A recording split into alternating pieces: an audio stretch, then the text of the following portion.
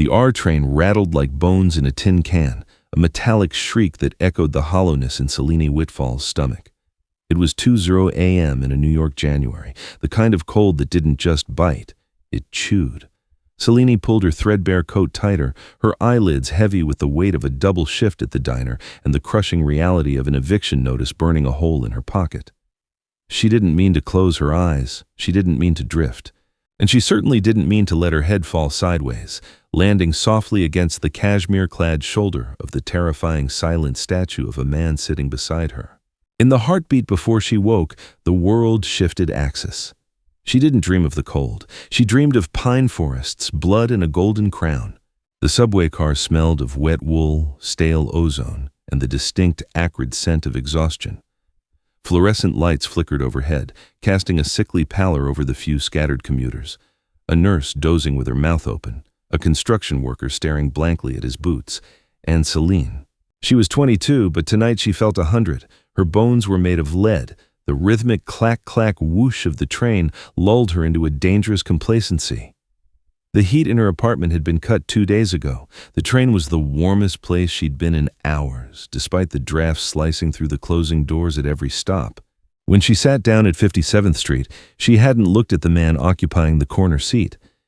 He was just a shape in the periphery, a dark blot against the graffiti-stained plastic. She had simply collapsed into the orange bucket seat, clutching her canvas bag to her chest like a shield. Sleep came not as a friend, but as a thief. It stole her awareness in seconds. Her head dipped, her neck strained. Gravity won. Her cheek pressed against something solid. Not hard like the plastic divider, but firm, warm, and smelling of winter. Not the dirty slush of the city, but clean, high-altitude winter, cedarwood, crisp air, and something deeper, darker, like wood smoke and rain. For a long time, there was only the rhythm of the train and that intoxicating scent. It was the best sleep she had had in years. It felt safe. It felt like a fortress. Then, the train screeched. The brakes engaged with a violence that sent sparks flying visible through the grimy windows. Selene jolted awake. The realization hit her before her eyes even focused. She wasn't leaning on a wall, she was leaning on a person. She scrambled upright, her heart hammering against her ribs like a trapped bird. "Oh God," she gasped, her voice raspy with sleep. I am so sorry, I didn't—" She turned to look at the victim of her exhaustion, and the apology died in her throat. He was massive. That was the first thing her brain registered. Even sitting down, he took up space in a way that felt predatory. He wore a charcoal overcoat that probably cost more than her life's earnings, cut to fit broad, powerful shoulders, but it was his face that froze her. Jawline sharp enough to cut glass. Eyes the color of polished obsidian, framed by lashes so dark they looked like soot. He wasn't looking at her with annoyance. He wasn't looking at her with the creepiness she often encountered on the night shift. He was looking at her with an intensity that made the air in the subway car vanish. He hadn't moved. He hadn't shoved her off. One large gloved hand rested on his knee, the leather strained over knuckles that were white with tension. Selene tried again, shrinking back into her corner. Her pulse was deafening in her ears. Why was he looking at her like that? Like he knew her? I fell asleep. I'm sorry. The man didn't blink. His gaze dropped to her throat, where her pulse fluttered visibly, then back to her eyes. When he spoke, his voice was a low rumble, a sound that vibrated through the metal seat and straight into her spine. You were tired, he said. It wasn't a question. It was a statement of fact, delivered with a strange, rough gravity. Long shift, she managed, clutching her bag tighter. She needed to get off. The train was slowing down for a station she didn't recognize. I need to go. This isn't your stop, he said. Selene froze. How would you know my stop? The doors hissed open. A blast of freezing wind swirled into the car, carrying a few snowflakes with it. The man stood up. If he was massive sitting down, he was a monolith standing up. He towered over her, blocking out the flickering lights, blocking out the nurse and the construction worker. He took up her entire field of vision. Because, he said, and he reached out. Selene flinched, expecting violence, but his hand, still gloved in that soft, expensive leather, merely hovered near her face, shielding her from the draft coming through the doors. He didn't touch her, but the heat radiating from his palm was palpable, almost scorching. Because, he repeated, his voice dropping to a whisper that sounded like a prayer and a threat all at once. You aren't getting off here, Celine. She stopped breathing. She hadn't told him her name. Panic is a cold bucket of water, and Celine was drenched in it. She scrambled to her feet, the instinct to run overriding the exhaustion. Who are you? She demanded, backing away until her spine hit the metal pole near the doors. How do you know my name? The stranger didn't advance, but he didn't retreat either. He stood in the center of the car, an anchor in the shifting world. The train doors chimed and began to slide shut. Wait! Celine lunged for the gap, but the doors sealed with a finality that felt like a prison sentence. The train lurched forward, throwing her off balance. Before she could hit the floor, a hand caught her arm. It wasn't a rough grab, it was a stabilization. His grip was iron, immovable, yet he handled her as if she were made of spun glass. The moment his hand, even through the leather of his glove and the threadbare wool of her coat, connected with her arm, a shockwave tore through her. It wasn't static electricity, it was a jolt of pure adrenaline-laced recognition. It felt like sticking a fork into a socket, but instead of pain, it was rightness. It was terrifying. She gasped, looking up at him. His eyes flared, the obsidian swirling with a sudden golden light that vanished as quickly as it appeared. He released her immediately, stepping back as if he'd been burned too. Sit down, he commanded. It wasn't a suggestion. The authority in his voice was absolute, ancient. It bypassed her logic and hit a primal part of her brain that wanted to obey. Celine's knees gave out, and she sank onto the nearest bench. Who are you? She whispered again. Alistair, he said. Alistair Winterwell. The name meant nothing to her, yet it sounded like a heavy bell tolling in the distance. He sat opposite her this time, his long legs stretching out, his gaze never leaving her face. He was studying her, cataloging every shadow under her eyes, every fray in her coat, every shiver that racked her frame. You're shaking, Alistair noted. I'm cold, she lied. She was terrified. And I don't know you. You know my name. That's stalker behavior. Your name tag, he said, gesturing vaguely to her coat. Celine looked down. She wasn't wearing her diner uniform. She was wearing her street clothes. The name tag was in her bag. She looked back up, eyes wide. He didn't look caught in a lie. He looked indifferent to the logic of it. We are 3 stops from the end of the line, Alistair said, changing the subject. It is 3 a.m. The temperature is 4 degrees below zero. You have no heat in your apartment. Celine went still. How? I know a great many things, Alistair said softly. He leaned forward, elbows on his knees, clasping his hands. The movement brought him closer, and that scent, cedar and storm, washed over her again, making her head spin. I know you are exhausted, Celine. I know you are hungry, and I know that if you go back to that apartment tonight, you will freeze. I have blankets, she said defiantly, though her voice wavered. You have pride, he corrected. Pride keeps the soul warm, perhaps, but it does nothing for the body. The train began to slow again. The announcer crackled something unintelligible. Come with me, Alistair said. What? No, I'm not going anywhere with a stranger. I am not a stranger, he murmured, almost to himself. Then, louder, I'm offering you a job, a warm room, food, tonight. Why? Celine asked, her skepticism warring with the desperate gnawing hunger in her belly. Why would a man in a $5,000 coat help me? Alistair looked away for the first time, staring out the black window at the tunnel lights rushing by. His jaw clenched, a muscle feathering under the skin. Because, he said, his voice tight, you slept on my shoulder, and for the first time in a decade, the noise stopped. Celine stared at him.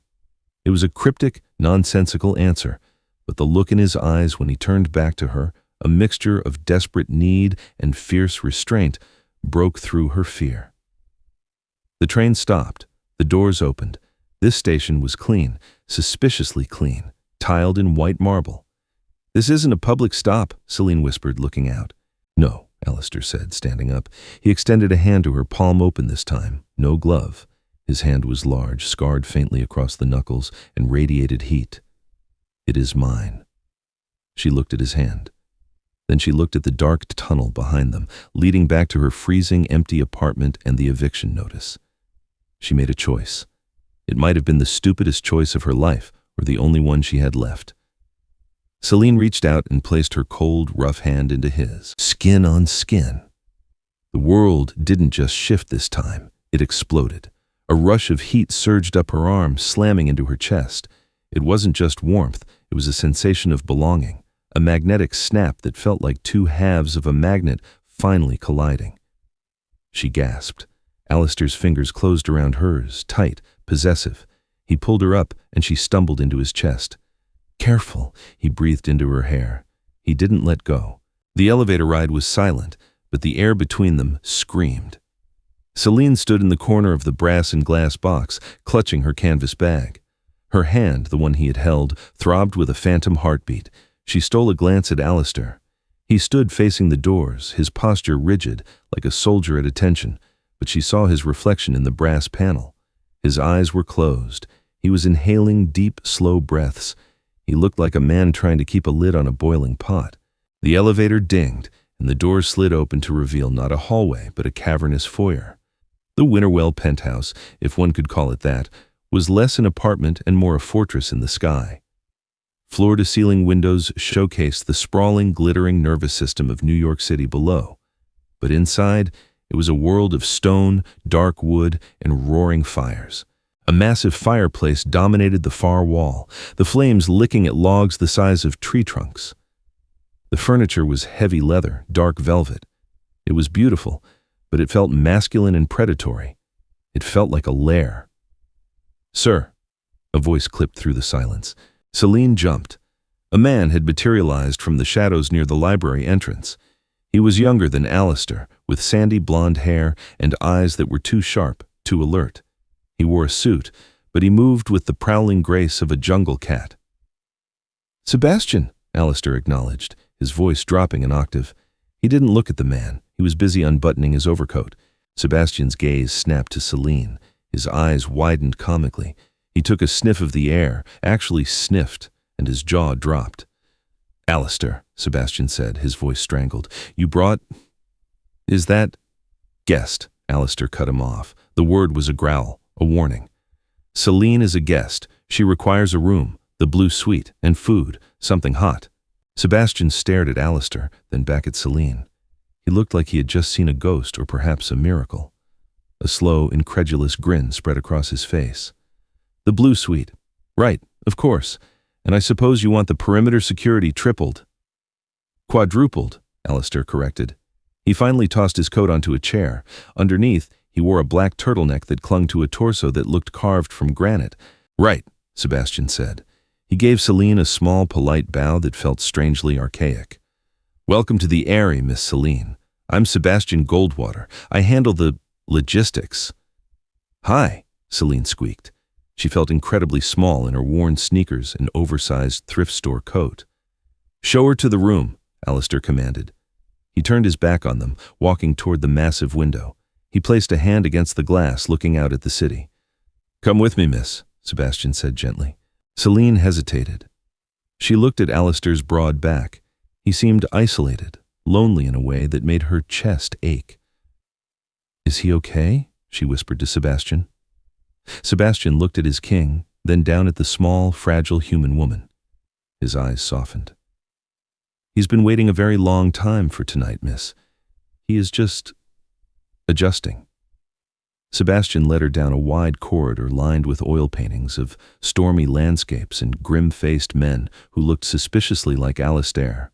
"Here we are." Sebastian opened a double door. The blue suite was larger than Selena's entire apartment building. A four-poster bed dominated the center, draped in silks the color of a twilight sky. A fire crackled in a private hearth. On a small table, a tray of food, steaming soup, crusty bread, roasted chicken, was already waiting, as if by magic. "Eat," Sebastian said. "Rest. The door locks from the inside if it makes you feel safer. But no one here will harm you. You are protected, under the laws of the house." "Thank you," Celine said, overwhelmed. Sebastian paused at the door. "Miss Celine, a word of advice?" "Yes?" "Don't wander the halls tonight. The master, he has insomnia, he paces, and he can be grumpy when he hasn't fed." Sebastian winked, but there was a seriousness behind it. "Stay inside." He closed the door. Celine ate like a starving animal. The food was rich, warming her from the inside out. After she ate, she wandered to the attached bathroom. It was a spa of marble and gold. She stripped off her grimy clothes and stepped into the shower, letting the hot water scald away the subway chill. As she washed, she thought about Alistair, the way his hand felt, the way his eyes turned gold. She dried off and found a silk robe hanging on the door. It was miles too big for her. She wrapped it tight, cinching the belt. She walked to the window of her room. She was so high up, the cars below were just streaks of light. Suddenly, a howl cut through the night. It wasn't a police siren. It wasn't the wind. It was a guttural, mournful, powerful sound that vibrated through the glass and into her bones. It came from the terrace above the penthouse. Celine froze. It sounded like a wolf, a massive, giant wolf. She should have been terrified. She should have locked the door and hidden under the bed. But as the howl faded into the wind, her heart didn't race with fear. It slowed. It synchronized. Down in the hallway, she heard heavy footsteps, pacing. She cracked her door open just an inch. At the far end of the darkened corridor, Alistair was walking. But he wasn't walking like a man. He moved with a fluid, stalking gait. He had shed his turtleneck. His back was bare, and in the dim light of the sconces, Celine gasped. His skin was covered in scars, claw marks, ancient silver lines crisscrossing his muscle. He stopped. He didn't turn around, but his head tilted. He knew she was watching. "Go to sleep, Celine," his voice carried down the hall, low and rough. "Before I forget that I'm a gentleman." She slammed the door shut and locked it, but as she crawled into the massive soft bed, she realized with a start that she wasn't locking him out to keep herself safe. She was locking the door because every instinct in her body, every strange new fire ignited by his touch, wanted to open it and let him in. Outside, the snow began to fall harder, burying the city in white, trapping them together in the sky. Morning didn't break in the blue suite. It poured in like liquid gold. Celine woke up disoriented, her fingers clutching silk sheets that cost more than a year's rent. For a moment, she lay paralyzed, waiting for the familiar sounds of her old life. The leaky faucet, the neighbors screaming, the cold draft biting her nose. Instead, there was silence. Heavy, insulated, expensive silence. Memory rushed back. The train, the eyes, Alistair. She sat up, the oversized robe slipping off her shoulder. Her canvas bag sat on a velvet armchair, looking pathetic and out of place. Beside it lay a stack of clothes that definitely weren't hers. Soft wool leggings, a cashmere sweater the color of oatmeal, and thick socks. A note rested on top, written in a sharp, angular scrawl. "Dress warm. The heating is temperamental." Sebastian. Celine dressed quickly, the clothes fitting perfectly. Too perfectly. She opened the bedroom door and stepped into the corridor. The penthouse was different in the daylight. The menacing shadows of last night had retreated, revealing a space that was breathtakingly beautiful, but undeniably lonely. It was a museum of a home, filled with artifacts that looked centuries old, swords mounted on walls, tapestries depicting hunts, and heavy iron chandeliers. She followed the scent of coffee to the kitchen, a gleaming expanse of stainless steel and black marble. A woman stood at the counter, chopping fruit with terrifying precision. She was older, with steel gray hair pulled into a tight bun, and posture that suggested she'd once worn a uniform. "You're awake," the woman said without turning around. "I am Lenora Silvercrest. Eat." She slid a plate of fruit and eggs across the island. "Thank you," Celine said, climbing onto a stool. "Where is Mr. Winterwell?" Lenora paused, her knife hovering over a melon. She turned, revealing eyes that were a piercing, pale blue. "The king, Mr. Winterwell, is in his study. He's not to be disturbed until noon. He had a difficult night." Celine remembered the pacing, the scars. "Is he sick?" Lenora let out a sharp, dry laugh. "Sick? No, child. He is simply contained. For now." She leaned in, her gaze intense. "You are the girl from the train, the one who smells like rain." Celine blinked. I suppose?" "Eat up," Lenora commanded, turning back to the fruit. "You'll need your strength. The sharks circle early in this house." Before Celine could ask what that meant, the elevator doors in the foyer chimed. Celine froze. Sebastian had said she was safe, but the tension in Lenora's shoulders said otherwise. Voices drifted from the entryway. Sebastian's voice, strained and polite, and a woman's voice, smooth, rich, and dripping with venom. "Don't be tedious, Sebastian. I know he's here, and I know he brought something home. The whole pack can smell it from the street." "Clarissa, please," Sebastian's voice pleaded. "He is resting." "He is hiding," the woman corrected. Footsteps clicked on the marble, getting louder. Celine shrank against the counter. Lenora didn't move, but she gripped the knife tighter. The woman who walked into the kitchen was stunning, tall, with hair like spilled ink and lips painted a blood red. She wore a white fur coat that looked pristine, untouched by the city grime. Her eyes were green, predatory, cat-like green. She stopped when she saw Celine. The air in the kitchen dropped 10 degrees. Clarissa Ashthorne didn't look at Celine like a person. She looked at her like a stain on a silk rug. She inhaled deeply, her nostrils flaring, and a look of pure disgust curled her lip. "So," Clarissa purred, walking closer. "This is it? The stray?" "I'm not a stray," Celine said, finding a scrap of courage. "I'm a guest." Clarissa laughed, a cold, tinkling sound. "A guest? Oh, honey, in Alistair's world, there are no guests, only prey, property, or threats. Which one are you?" She reached out, her manicured nail tracing the line of Celine's jaw. Her touch was ice cold. "You have a pulse like a rabbit," she whispered. "Fast, terrified. It makes me want to growl." The sound didn't come from Clarissa. It came from the doorway. It was a low, vibrating rumble that shook the coffee in Celine's mug. Alistair stood there. He looked wrecked. His hair was messy, his eyes were rimmed with red, and he wore a loose linen shirt that was unbuttoned halfway, revealing the dark hair on his chest and the edge of a fresh bandage. But the look he gave Clarissa was pure murder. "Get away from her." Each word was a heavy stone dropped into a deep well. Clarissa pulled her hand back as if scorched. She turned to Alistair, her expression shifting instantly from cruelty to sultry concern. "Alistair, darling, I was just welcoming your pet." "She is not a pet," Alistair said, walking into the room. He didn't walk towards Clarissa. He walked straight to Celine, placing himself physically between the two women. He turned his back on Clarissa completely, looking down at Celine. His eyes were dark, swirling with that strange gold fleck. He reached out, his thumb brushing the spot on her jaw where Clarissa had touched her, as if wiping away the contact. "Did she hurt you?" he asked, his voice rough.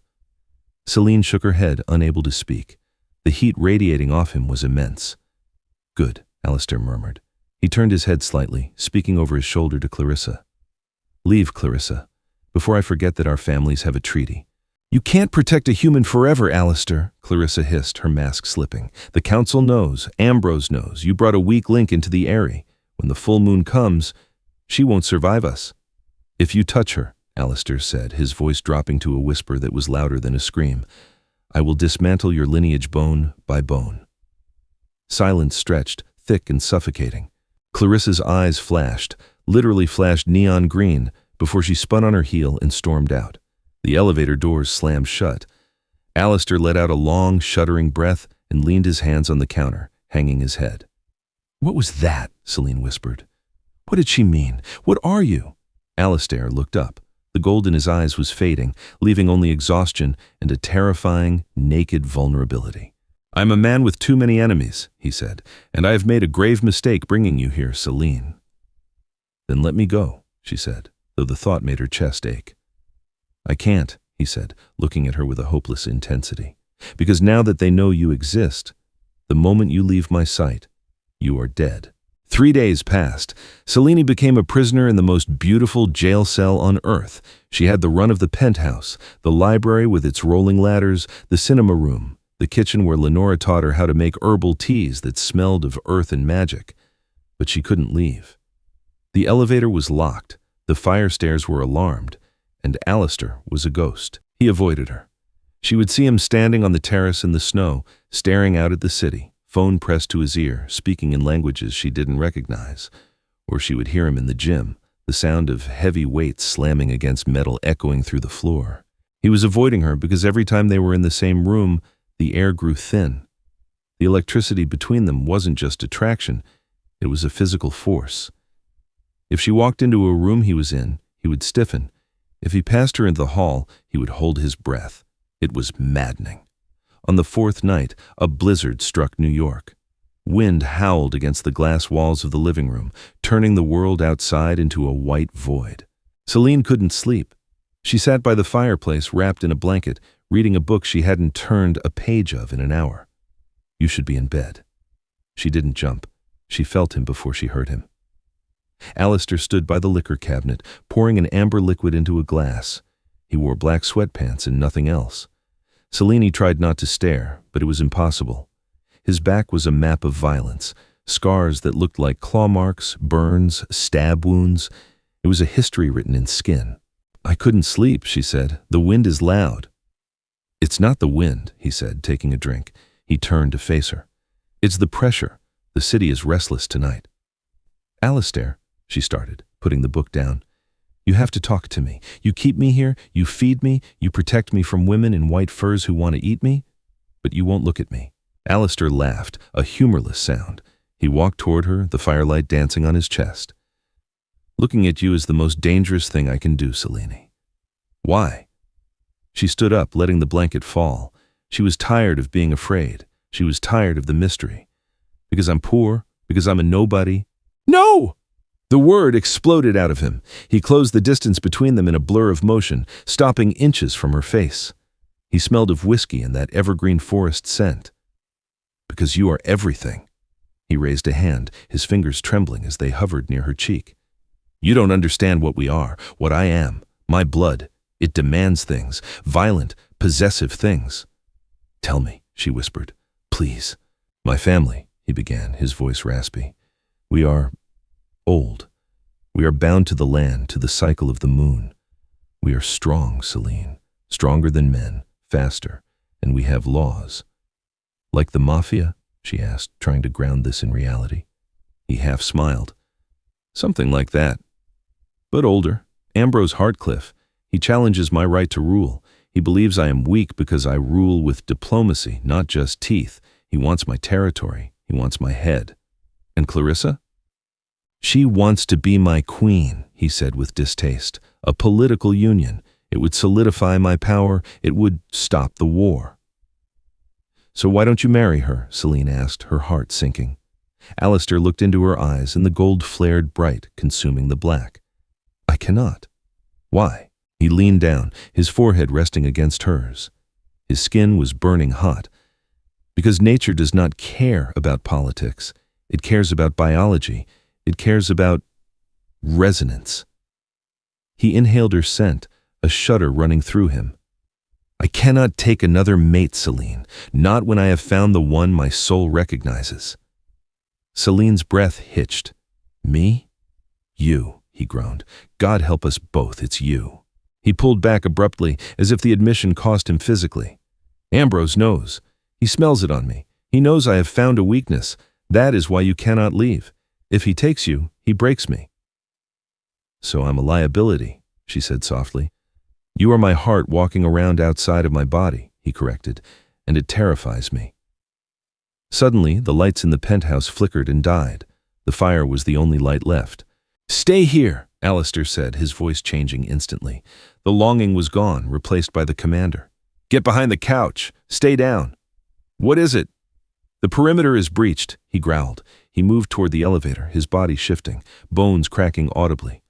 Ambrose is tired of waiting. The darkness was alive.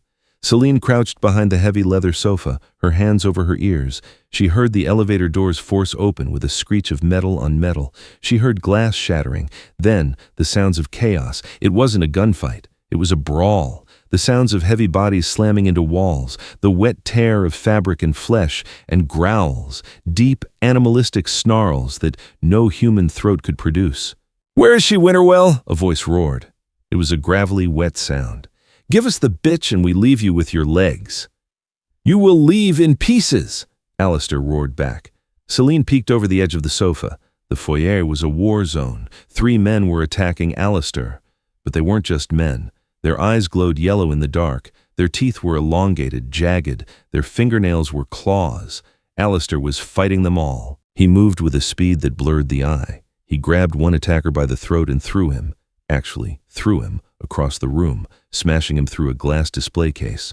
Another lunged for his back. Alistair spun, catching the man's arm and twisting. A sickening snap echoed, followed by a howl of pain. But there were too many. A fourth shadow dropped from the upper mezzanine. An assassin. He held a silver blade that glinted in the firelight. "Alistair, behind you!" Celine screamed.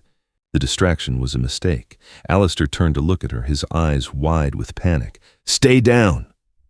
In that split second, the man with the knife struck. He drove the blade into Alistair's shoulder.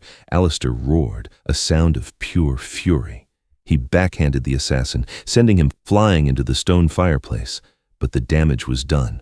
Blood, dark and copious, flowed over Alistair's chest. The sight of his blood snapped something in the attackers. They circled him, sensing weakness. He bleeds!" one shouted. "The Alpha bleeds!" Alistair stumbled, dropping to one knee. He was breathing hard, the silver blade still sticking out of his shoulder. He looked at Celine, his eyes filled with apology. "Run," he wheezed. "Celine, get to the safe room. Run." One of the attackers, a brute with a shaved head, turned his gaze to Celine. He grinned, revealing a mouthful of shark-like teeth. "Oh, the little mate speaks." He lunged for the couch. Celine scrambled back, grabbing a heavy brass lamp. She swung it with all her might. It connected with the man's head with a satisfying clunk, but he barely flinched. He grabbed the lamp, ripped it from her hands, and backhanded her. Pain exploded in her jaw. She flew backward, hitting the floor hard. "No!" Alistair's scream was not human. The sound tore through the room, shattering the remaining windows. Celine looked up through dazed eyes. Alistair was gone. In his place stood a monster. A wolf, but not a normal wolf. A creature of nightmare and majesty, massive, standing nearly as tall as a pony at the shoulder. Its fur was midnight black, darker than the shadows. Its eyes were burning pools of molten gold. The wolf didn't just attack, it obliterated. It launched itself at the man who had hit Celine. Jaws snapped shut with the force of a hydraulic press. The man didn't even have time to scream before he was tossed aside like a rag doll, broken. The other three attackers froze. The primal fear in the room was palpable. They were predators, yes. But this was the apex. The Alpha King let out a roar that shook the foundation of the building. The remaining intruders scrambled, tripping over themselves to get to the elevator, to the stairs, to anywhere that wasn't near that black beast. Silence fell as the last of them fled. The room was destroyed. Furniture overturned, glass everywhere, blood staining the expensive rugs. The massive black wolf stood in the center of the carnage, its chest heaving. The silver knife was gone, pushed out by the shift, but the wound was still bleeding sluggishly. Celine lay on the floor, clutching her bruising cheek. She was terrified. She should be running. This was a monster. This was a beast that could snap her in half. The wolf turned its massive head toward her, its ears flattened, it whined, a high, pained sound that didn't match its size. It took a step toward her, then hesitated, as if waiting for her to scream. Celine looked into those gold eyes. She didn't see a monster. She saw the man who had warmed her hands on the subway. She saw the loneliness. Slowly, shakily, she sat up. She didn't retreat. "Alistair," she whispered. The wolf lowered its head, bowing down until its muzzle was level with her face. It let out a soft huff of breath, smelling of cedar and copper. Celine reached out. Her hand trembled, but she pressed her palm against the wolf's velvet nose. "You're hurt," she cried softly. The wolf closed its eyes and leaned into her touch, a low rumble purring in its chest. In the wreckage of the penthouse, with the snow swirling in through the broken windows, the girl and the beast found their center. The transition from wolf back to man was not the smooth, magical dissolve Celine had seen in movies. It was a brutal, bone-grinding realignment that looked agonizing. One moment, the massive black wolf was nuzzling her palm. The next, the sound of cracking joints filled the silent, ruined room. Fur retracted, muscles reshaped, and Alistair collapsed onto the debris-strewn rug, stark naked and shivering violently. The silver wound in his shoulder was angry, his skin pale against the dark blood. "Alistair!" Celine didn't care about his nudity. She cared about the fact that the strongest thing she had ever seen was now curled on the floor, gasping for air. She scrambled to him, grabbing the cashmere blanket she had been wrapped in earlier. She threw it over him, tucking it tight against his shaking frame. "Sebastian! Lenora!" she screamed, her voice cracking. The elevator chimed. Sebastian sprinted in, a gun in his hand, followed by Lenora carrying a medical kit. They stopped dead at the sight of the destruction, then their eyes snapped to Alistair. "Help him!" Celine pleaded, her hands pressing against the wound on Alistair's shoulder. The blood was hot, dangerously hot. Sebastian dropped the gun and fell to his knees beside them. "Silver poisoning," he cursed. "They used pure silver. Lenora, the antidote, now." They moved him to the master bedroom. It was a blur of activity, cleaning the wound, injecting a glowing blue liquid into his veins, the smell of antiseptic warring with the metallic scent of blood. Hours later, the room was quiet. Sebastian and Lenora had left, giving them space, though Sebastian stood guard outside the door. Alistair lay in the center of the massive bed, propped up on pillows. His skin was gray, beads of sweat on his forehead. Celine sat in a chair beside him, clutching his hand. She hadn't let go since they moved him. His eyes flickered open. The gold was gone, replaced by a dark, exhausted obsidian. "You stayed," he whispered, his voice rougher than sandpaper. "You saved my life," Celine said, squeezing his hand, "and you wrecked your living room." A ghost of a smile touched his lips. It was overdue for a renovation. He hissed in pain as he tried to shift. "Celine, you saw the wolf. You saw the violence." "I saw you," she said firmly. "I saw you protecting me." "I am a killer," he said, staring at the ceiling. "That is what a king is in my world, a killer who holds the leash of other killers. Ambrose, he was testing me, sending his dogs to see if I'd gone soft, to see if the rumor of a mate had made me weak. Did it?" Alistair turned his head to look at her. The intensity of his gaze pinned her to the chair. "No, it made me desperate. There is a difference." He struggled to sit up, ignoring her protests. "They will not stop now. The blood is in the water. Ambrose will call a challenge. If I do not answer, I forfeit the crown, and if I forfeit the crown, I cannot protect you." "Then we answer," Celine said. The words surprised her. A week ago she was worried about rent. Now she was talking about supernatural warfare. Alistair reached out, his hand cupping her cheek. His thumb traced her lower lip. "We? There is no we in the circle, Celine. I must face him alone." "But I'm your weakness, right?" She leaned into his touch. "That's what you said, so turn me into your strength." Alistair looked at her, really looked at her, as if seeing her for the first time not as a fragile human, but as a woman made of steel and subway grit. "Resonance," he murmured. "If you stand by me, if you accept the bond publicly, it amplifies me. But it puts a target on your back the size of Manhattan." Celine thought of the cold apartment, the loneliness, the feeling of being invisible in a city of millions. Then she looked at the man who had torn the world apart for her. "Let them come," she whispered. The challenge was set for the night of the blood moon, 2 days later. The location was not a battlefield, but a boardroom. The top floor of the Chrysler Building, neutral territory owned by the Council of Elders. Celine wore a dress Alistair had commissioned for her. It was black silk, high-necked, long-sleeved, but fitting like a second skin. It was armor disguised as elegance. Around her neck she wore a heavy gold collar, the mark of the Alpha's mate. Alistair stood beside her in the elevator. He wore a tuxedo, impeccable and sharp, but the feral energy radiating off him was palpable. His shoulder had healed, leaving only a silver scar. "Don't speak," he instructed her softly. "Don't look them in the eye. Look only at me." The doors opened. The room was circular, lined with windows overlooking the city. 12 people sat at a long table, the council. And standing at the far end was a man who looked like Alistair's dark reflection. Ambrose Hartcliffe. He was blonde, handsome in a cruel, sharp way, and smiling. Beside him stood Clarissa, looking smug in red velvet. "Alistair," Ambrose boomed, "you brought the pet, Bold."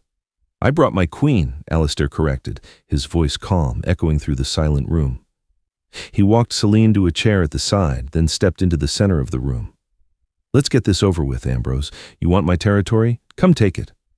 Ambrose laughed. "Physical combat? How archaic. We are in the 21st century, cousin. I challenge your fitness to rule based on compromise." He gestured to Celine. "You have bound yourself to a human, a frail, short-lived thing. You have diluted the bloodline. The pack cannot follow a king who is chained to a corpse in waiting, the council murmured. This was the attack, not claws, but politics. She is not a weakness, Alistair said, his eyes beginning to glow. Prove it, Clarissa stepped forward. If she is truly your mate, if the bond is real, she can withstand the testing.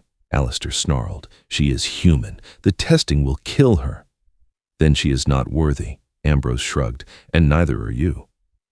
Selene stood up. Her legs were shaking, but she forced them to hold her weight. What is the testing? No, Alistair turned to her, panic in his eyes. Sit down, Selene. I asked a question, she said, her voice ringing clear. She looked at Ambrose. What is it? Ambrose grinned. A drop of alpha blood, consumed. If you are truly his mate, your body will accept the power. If not, it will burn you from the inside out. It is poison to humans, Alistair roared, stepping toward Ambrose. I'll do it, Selene said. The room went deadly silent. Alistair froze. Selene, no, you die, I die. That is the bond. I trust you, she said, walking toward him. She took his hand. It was trembling. I trust what I felt on the train. I trust what I felt when you were a wolf. Give it to me. Alistair looked at her, agony in his face, but he saw the resolve in her eyes. She wasn't doing this for the crown, she was doing it for him. He took a silver dagger from the table. He sliced his palm. Blood welled up, dark and rich, smelling of iron and magic. Selene didn't hesitate. She took his hand, brought it to her lips, and drank. Fire, liquid fire, poured down her throat. It felt like swallowing a star. She gasped, doubling over, clutching her stomach. Pain radiated through her veins, turning her blood to lava. She fell to her knees, screaming. Selene! Alistair dropped beside her, gathering her into his arms. See? Ambrose crowed. She burns! He has killed her! The pain was blinding. Selene felt her heart stopping, stuttering. But then, deep in the core of that fire, she felt a heartbeat that wasn't hers.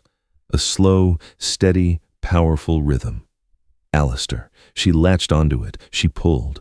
The fire didn't vanish. It changed. It settled into her bones, strengthening them. It cleared her vision. The agony faded, replaced by a surge of power that made her gasp. Selene opened her eyes. The room gasped.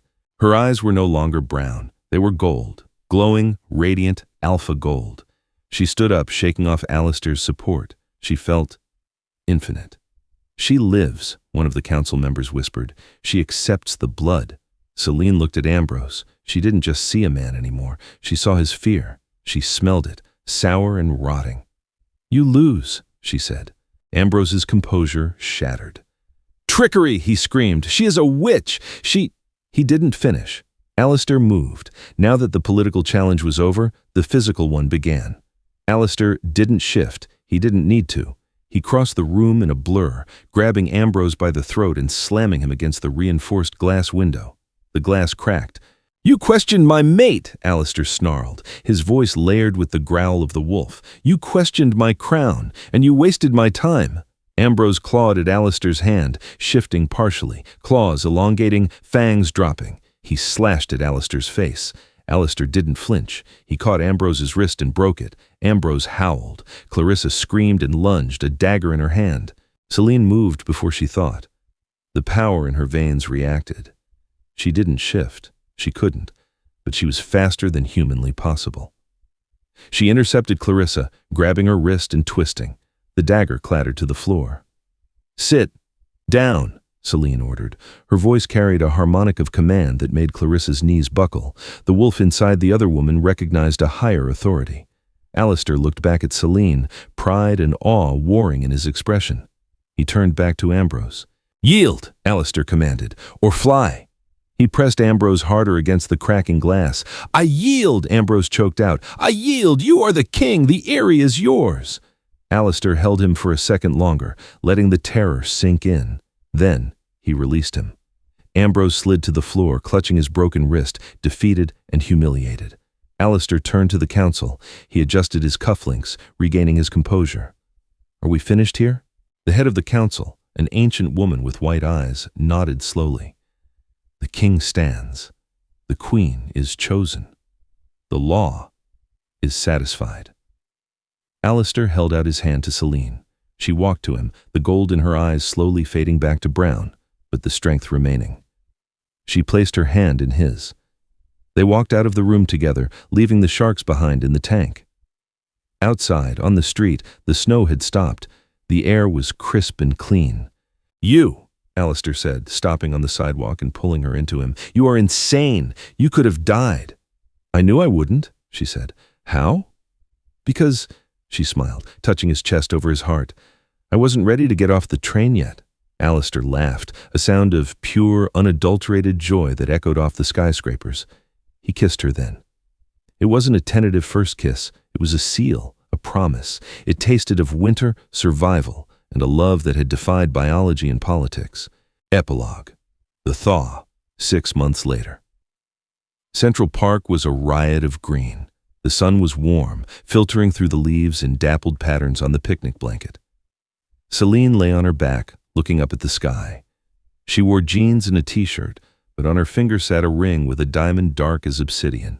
Beside her, Alistair was reading a newspaper, his hand resting absently on her stomach. He looked younger. The lines of stress around his eyes had softened. He still looked dangerous. He would always look dangerous. But he no longer looked hunted. "Sebastian says the renovations on the upstate house are done," Alistair said. "He wants to know if you want the library painted blue or green." "Green," Celine said, "like the forest." "Green it is." A shadow fell over them. A stray dog, a husky mix, trotted up sniffing curiously at their basket. Most people would shoo it away. Alistair lowered his paper. He looked at the dog. The dog looked at him, whined submissively, and rolled onto its back, exposing its belly. Celine laughed. "Show off." "I can't help it," Alistair smirked. "I have a commanding presence." "You're a big softy," she teased, sitting up and kissing his cheek. Alistair dropped the paper and pulled her into his lap, wrapping his arms around her. He buried his face in her neck, inhaling that scent that had started it all. "Only for you, Celine," he whispered. "Only for you." Far away, the R train rattled beneath the city streets, carrying tired souls to their destinations. But Celine Whitfall was no longer on it. She was home. From the cold, metallic rattle of a subway car to the dizzying heights of the Alpha's throne, Celine and Alistair's journey proves that destiny often arrives in the quietest moments. Their love story is a testament to the power of trust. Trust in a stranger, trust in oneself, and trust in a bond that transcends logic. They conquered the cold of winter and the cruelty of ancient laws, not by changing who they were, but by finding the missing pieces of themselves in each other. In the end, the king didn't just find a queen, he found his anchor. And the girl who fell asleep with nothing woke up with the world in her hands. If you enjoyed this tale of fated mates, winter romance, and subway serenity, please like this story, share it with your fellow dreamers, and subscribe for more immersive tales of love and magic.